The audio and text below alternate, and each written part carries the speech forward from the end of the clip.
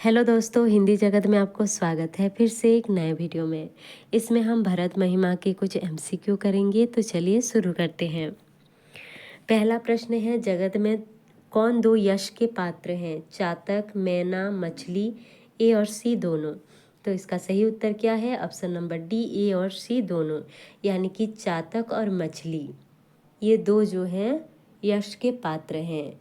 अपने नेम और प्रेम को सदा नया बनाए रखने में निपुण हैं, ऐसा मन में सोचते हुए भरत जी मार्ग में चल जा रहे हैं। अगला प्रश्न है, धीरज की धुरी धारण करके भरत किस बल से आगे बढ़ते हुए जा रहे हैं?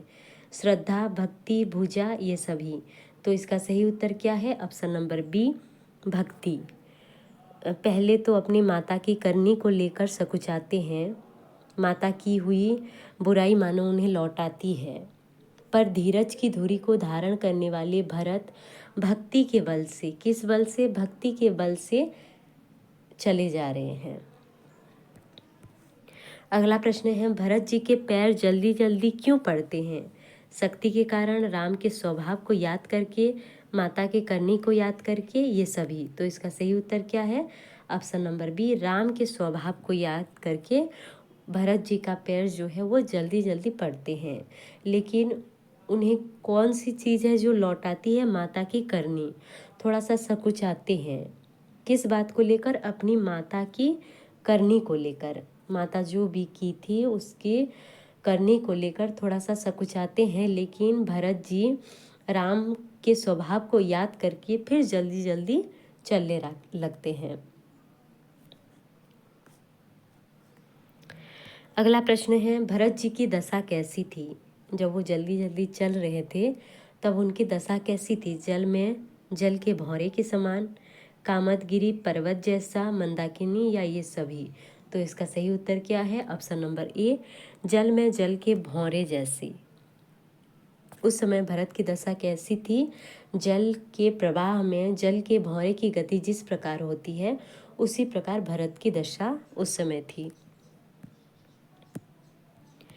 अगला प्रश्न है, प्रभु राम के निवास से संपत्ति कैसे सुशोभित हो रही थी? अभी उस जगह का प्रश्न है जहाँ पर भगवान श्री रामचंद्र जी रह रहे हैं, निवास करते हैं। तो उस निवास से संपत्ति कैसे सुशोभित हो रहे हैं? बुरे राजा के कारण सभी दुखी हैं, अच्छे राजा के कारण सभी सुखी हैं, इनमें से कोई नहीं। तो इसका सही उत्तर क्या है? अच्छे राजा के कारण मानो सभी लोग सुखी हैं। प्रभु श्री रामचंद्र जी के निवास से वन की जो संपत्ति ऐसी सुशोभित है मानो कि अच्छे राजा को पाकर प्रजा जैसे सुखी हो जाते हैं, उसी प्रकार सुशोभित है। अगला प्रश्न है, सुहावना वन कैसा है? राजा, देश, मंत्री, ये सभी। तो जो वन है उसे किसके साथ तुलना किया गया है? देश के साथ। जो सुहावना वन है वो कैसा है? सुहावना वन देश है। अगला प्रश्न है, सुहावना वन रूपी देश के राजा कौन है? वन, विवेक, नियम, वैराग्य। तो राजा कौन है? विवेक। सुहावना वन रूपी देश के राजा कौन है? विवेक। पवित्र देश का मंत्री कौन है? विवेक तो राजा है, तो वैराग्य जो है वो मंत्री है। मंत्री कौन है? वैराग्य। राजा कौन है? विवेक। कौन दो योद्धा हैं? योद्धा कौन कौन है? यम, नियम, विवेक, ए और बी दोनों। तो विवेक जो है वो राजा है, तो ये दोनों कौन है? योद्धा। यम और नियम, ये दोनों कौन है? योद्धा। अगला प्रश्न है, सुहावना वन की राजधानी कौन सी है? नदी, पेड़, पर्वत, तुलसी। तो इसका सही उत्तर क्या है? पर्वत। सुहावना वन देश की राजधानी कौन सी है? पर्वत है। ये पूछे जा सकते हैं। अगला प्रश्न है, दो सुंदर पवित्र रानियां कौन कौन थी? दो सुंदर पवित्र रानियां कौन कौन थे?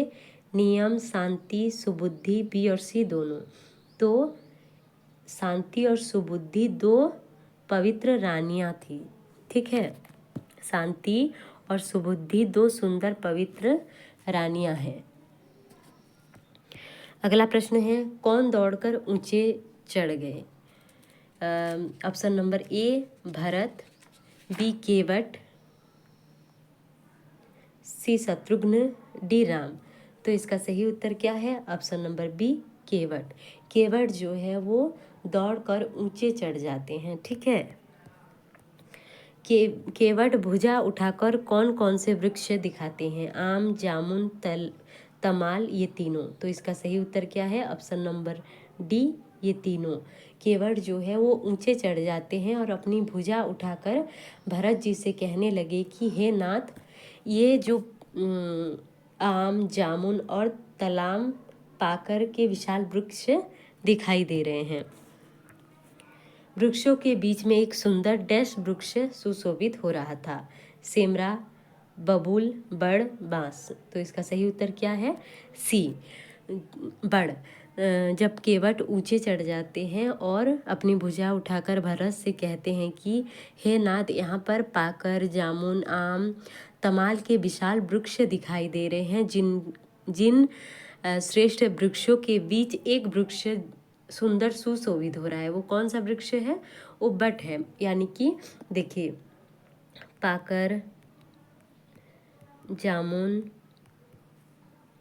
आम और तमाल, इन वृक्षों के बीच एक वृक्ष जो है वो सुशोभित हो रहा है। वो कौन सा है? बड़। तो केवट ऊंचे चढ़ गए हैं और भरत जी को कह रहे हैं कि बहुत सारे वृक्ष हैं, जिनमें से श्रेष्ठ वृक्ष जो है बड़ वृक्ष है वो सुशोभित हो रहा है। अगला प्रश्न है, बड़ वृक्ष के पत्ते कैसे हैं? काले, नीले, गेरू, ये सभी। तो इसका सही उत्तर क्या है? उसके पत्ते कैसे हैं? नीले हैं। बड़ वृक्ष के पत्ते कैसे हैं? नीले हैं।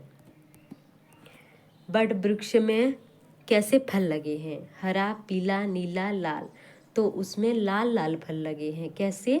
लाल लाल फल लगे हैं। और पत्ते कैसे हैं? नीले। पत्ते कैसे हैं? नीले हैं और सघन हैं।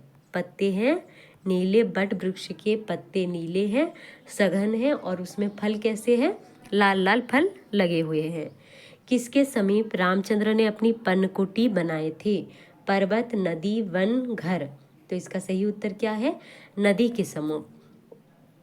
वृक्ष के पास नदी थी और नदी के समीप श्री रामचंद्र जी ने अपनी पर्णकुटी बनाई थी। अगला प्रश्न है, तुलसी के वृक्ष को किसने लगाया था? राम, सीता, लक्ष्मण। सीता और लक्ष्मण। तो जो तुलसी के वहाँ पर जब ऊपर चढ़ते हैं, देखते हैं तो वहाँ पर तुलसी के बहुत सारे सुंदर सुंदर वृक्ष सुशोभित हो रहे हैं, जो कहीं कहीं सीता जी ने और कहीं कहीं लक्ष्मण जी ने लगाया है। तो इसका सही उत्तर क्या है? ऑप्शन नंबर डी, सीता और लक्ष्मण। वहाँ पर तुलसी जी के वृक्ष बहुत सारे सुशोभित हो रहे हैं, जिससे कि कहीं कहीं पर सीता जी ने लगाया है और कहीं कहीं पर लक्ष्मण जी ने लगाया है। अगला प्रश्न है, कौन अपने सुंदर कर कमल से बेदी बनाई थी? राम, सीता, लक्ष्मण, मुनिगण। तो इसका सही उत्तर क्या है? माता सीता। माता सीता, उस बड़ की छाया में सीता जी ने अपने कर कमलों से सुंदर बेदी बनाई थी। कौन? माता सीता अपने सुंदर कर कमल से बेदी बनाई थी। ठीक है। अगला प्रश्न है, किसको देखकर दोनों भाई हर्षित होते हैं?